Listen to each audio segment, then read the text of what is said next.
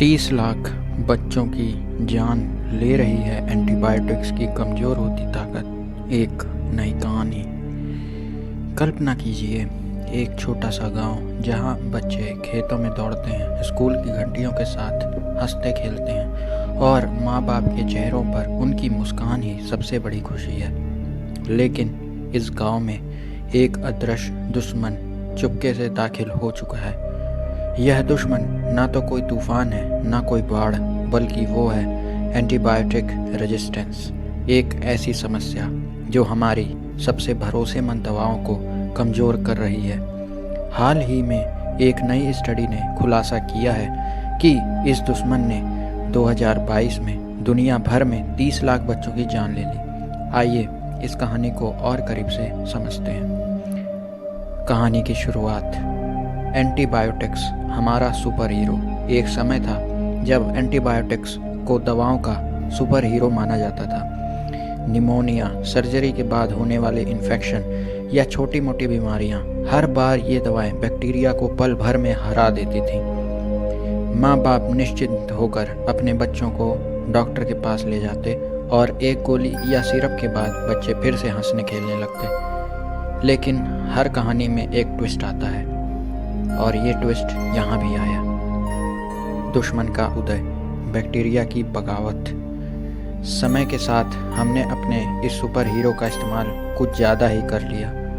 बुखार, सर्दी या ज़ुकाम जैसी छोटी छोटी बीमारियों के लिए भी हम एंटीबायोटिक्स लेने लगे, जो असल में वायरस की वजह से होती है और जिन पर इन दवाओं का कोई असर नहीं होता। डॉक्टर की सलाह के बिना दवाखानों से दवाएं खरीद ली, आधी अधूरी खुराक ली और कभी कभी तो बची हुई दवाएं बाद के लिए रख ली।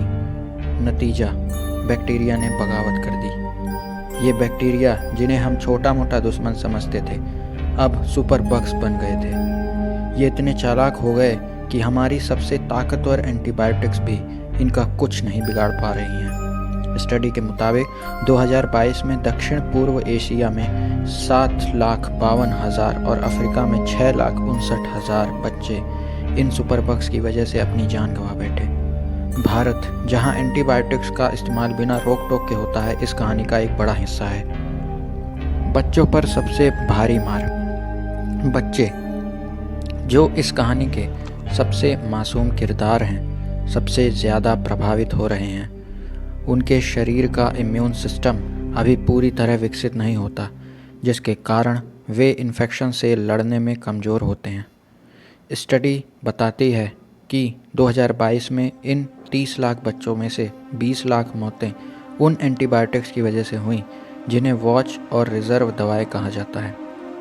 ये दवाएं आखिरी हथियार हैं जिनका इस्तेमाल तब किया जाता है जब बाकी सारी दवाएं फेल हो जाती हैं, लेकिन इसका ज़रूरत से ज़्यादा इस्तेमाल अब इन्हें भी कमज़ोर कर रहा है।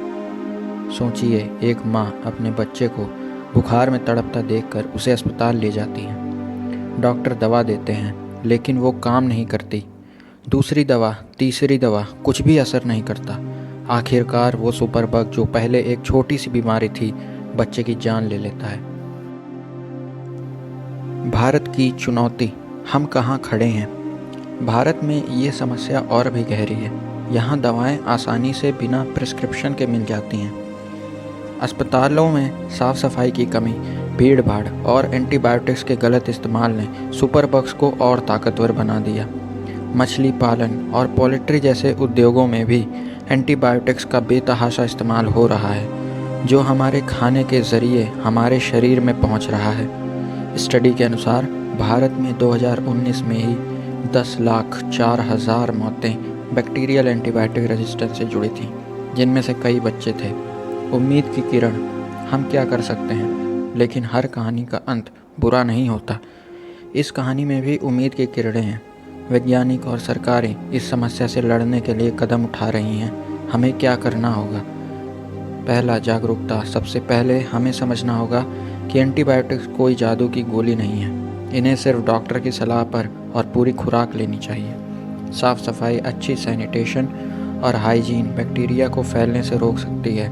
साफ़ पानी, नियमित हाथ धोना और अस्पतालों में बेहतर इन्फेक्शन कंट्रोल इस कहानी को बदल सकता है। नई दवाएं।